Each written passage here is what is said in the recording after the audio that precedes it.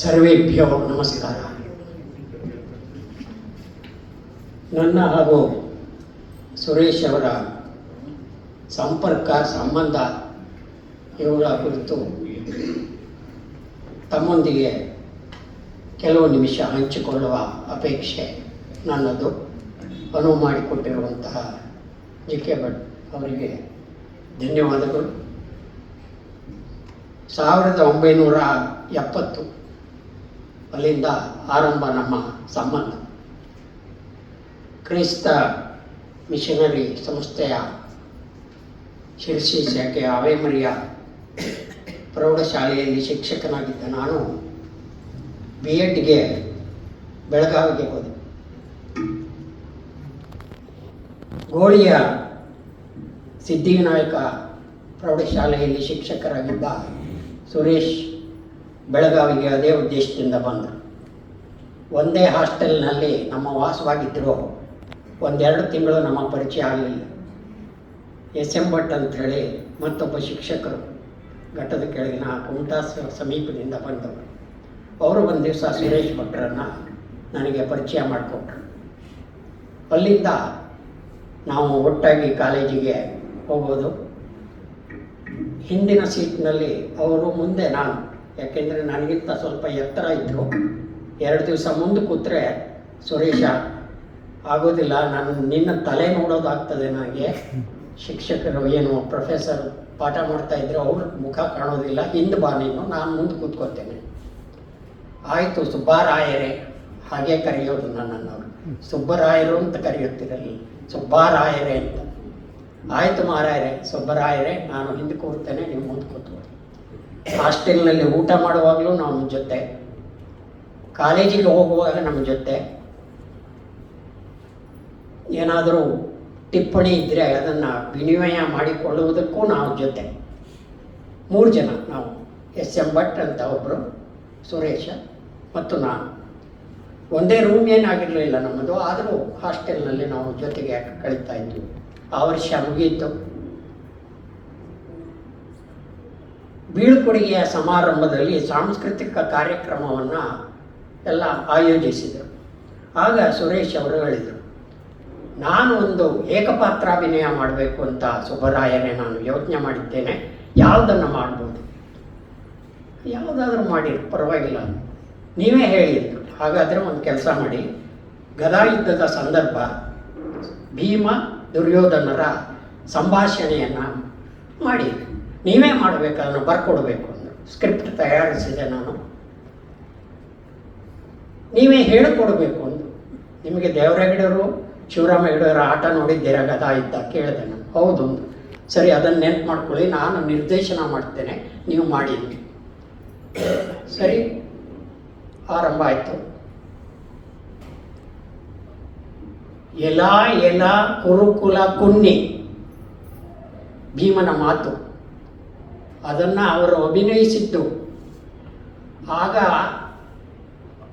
ಸದಾ ಹಸನ್ಮುಖಿಯಾಗಿದ್ದ ಅವರ ಮುಖದಲ್ಲಿ ನುಮುಡಿದಂತಹ ಕ್ರೋಧ ನನಗೆ ಇವತ್ತು ನೆನಪಿದೆ. ಹಾಗೆಯೇ ನೀರೊಳಗಿರ್ದಂ ಬೆಮರ್ದನ್ ಉರಗ ಪತಾಕಂ ಎಂಬಲ್ಲಿ ಆ ದುರ್ಯೋಧನನ ಬೆವರುವಿಕೆಯನ್ನು ಮೈ ನಡುಗಿಸಿ ತೋರಿಸಿದಂತಹ ರೀತಿ ಕೂಡ ಕಣ್ಣಿಗೆ ಕಟ್ಟಿದಂತಿದೆ. ಭೇಷ್ ಅಂದರೆ ಎಲ್ಲರೂ.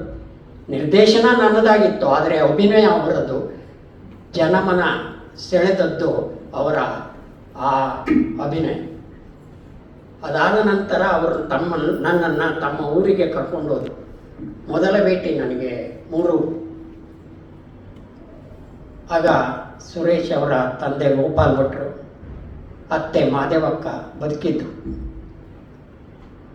ಮಾದೇವಕ್ಕನ ಆತಿಥ್ಯ ನನಗೆ ಸಿಕ್ತು. ಗೋಪಾಲ್ ಭಟ್ರು ಪ್ರೀತಿಯಿಂದ ನನ್ನನ್ನು ಮಾತಾಡಿಸಿದರು. ವಿಷ್ಣು, ಮಧುಕರ, ಜಯರಾಮ, ಶಾಂತ, ಸುಲೋಚನ, ವಿಮಲ, ಇವರೆಲ್ಲರ ಪರಿಚಯ ಒಂದು ರೀತಿಯ ನನಗೆ ನನ್ನ ಮನೆಯಲ್ಲಿದ್ದೇನೆಯೋ ಎನ್ನುವಂತಹ ಭಾವ. ಇದು ತೆಂಕೋಡು ಮನೆಯಲ್ಲ, ಜೋಗಿ ಮನೆ ಅನ್ನುವ ಭಾವನೆಯೇ ನನಗೆ ಬರಲಿಲ್ಲ.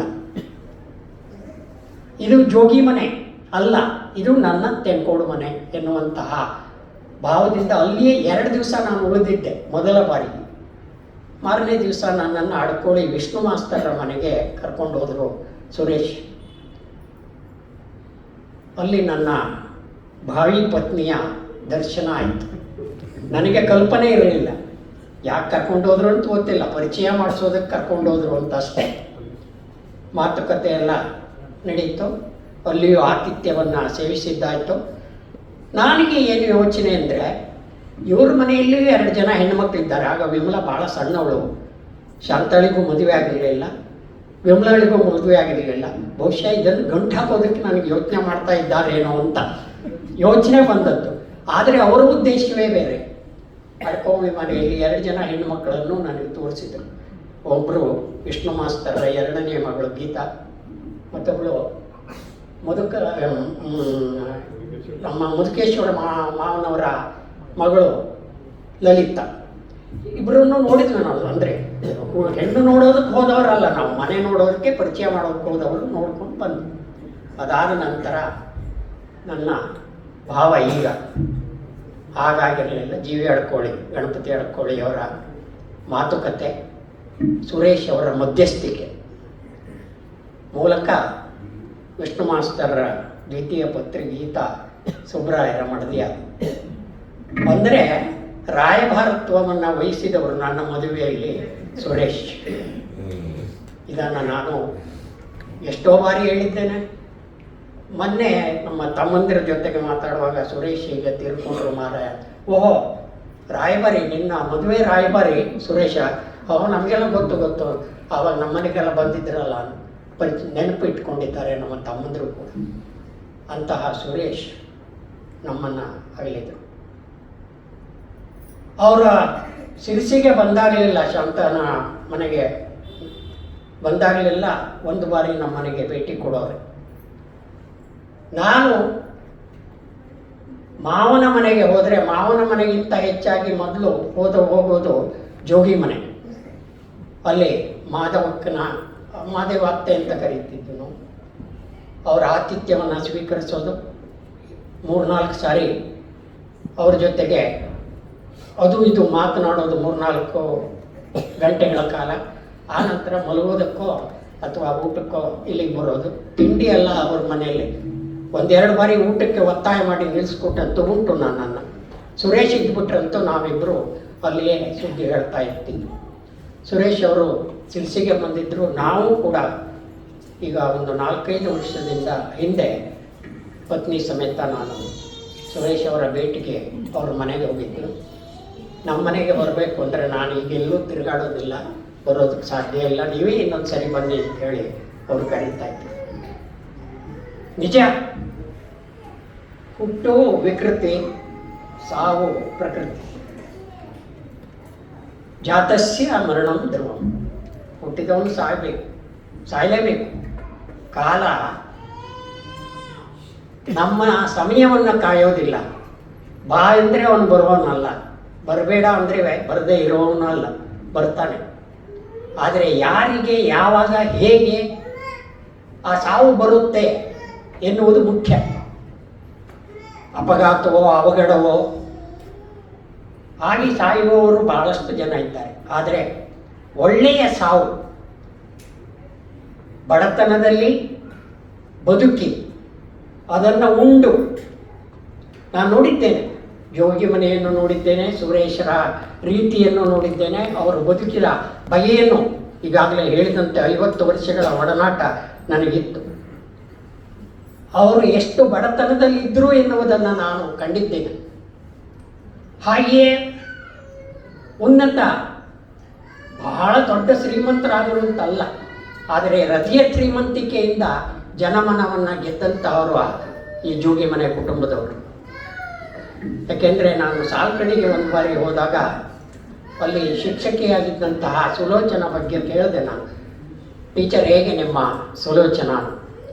ಅಯ್ಯೋ, ಭಾಳ ಚೆನ್ನಾಗಿ ಕಲಿಸ್ತಾರೆ, ಅದಕ್ಕಿಂತ ಹೆಚ್ಚಾಗಿ ಭಾಳ ಪ್ರೀತಿಯಿಂದ ನೋಡ್ಕೊಳ್ತಾರೆ ಅಲ್ಲಿಯ ಜನ ಹೇಳಿ. ಈಗಲೂ ಅದು ನನಗೆ ನೆನಪಿದೆ. ಶಾಂತನಂತೂ ಬಿಡಿ, ನಮ್ಮನೆ ಹತ್ರ ಇದ್ದವಳು. ಆಗಾಗ ಗೀತನನ್ನು ಮಾತನಾಡಿಸುವ ಒಂದು ನೆವ ಮಾಡಿಕೊಂಡು ನಮ್ಮನೆಗೆ ಬಂದರೆ ಇವಳು ಯಾವಾಗ ಹೋಗ್ತಾಳಂತ ನಾನು ಕಾಯಬೇಕು ನನ್ನ ಬರವಣಿಗೆಗಾಗಿ. ಅಷ್ಟರ ಮಟ್ಟಿಗೆ ಅವರ ಮಾತುಕತೆ, ಅಷ್ಟೊಂದು ಆತ್ಮೀಯತೆ. ಹಾಗೆಯೇ ನನ್ನ ಅತ್ತೆ ಮತ್ತು ಮಾದೇವತ್ತೆ ಗಳಸ್ಯ ಕಂಠಸ್ಯ ಸ್ವತಃ ತನ್ನ ತಂಗಿ ಮಧುಕೇಶ್ವರ ಮಾವನ ಹೆಂಡತಿಯಾದರೂ ಅವಳ ಜೊತೆಗೆ ಹೆಚ್ಚು ಸಂಪರ್ಕ ನನಗೇನು ಕಂಡು ಬಂದಿದ್ದಿಲ್ಲ. ಮಾದೇವಕ್ಕನ ಸಂಪರ್ಕ ಏನಿದ್ರು ಭಾಗೀರಥಕ್ಕನ ಜೊತೆಗೆ ಅಷ್ಟು ಆತ್ಮೀಯತೆ ನಾನು ಕಂಡಿದ್ದೇನೆ. ಗೀತಾಳು ಅದನ್ನು ನೆನಪು ಮಾಡ್ಕೊಳ್ತಾ ಇರ್ತಾಳೆ. ಹೀಗೆ ಅಂತಹ ಒಂದು ಆತ್ಮೀಯವಾದಂತಹ ಚೇತನದ ಮಗ ಸತ್ತದ್ದು ಯಾವಾಗ? 80ನೆಯ ವರ್ಷ. ನನ್ನ ಅವರ ವರ್ಷ ಸಮ, ನಾವು ಒಂದೇ ವಯಸ್ಸಿನವರು. ನನಗೂ 80, ಅವರಿಗೂ 80. ಉತ್ತರಾಯಣದ ಪುಣ್ಯಕಾಲದಲ್ಲಿ, ಇನ್ನೇನು ಮುಗಿತಾ ಬಂತು ಅನ್ನೋ ಕಾಲದಲ್ಲಿ, ಈಗ ಶುರುವಾಗ್ತಾ ಇದೆ ದಕ್ಷಿಣಾಯನ. ಉತ್ತರಾಯಣದ ಪುಣ್ಯಕಾಲದಲ್ಲಿ ಅದು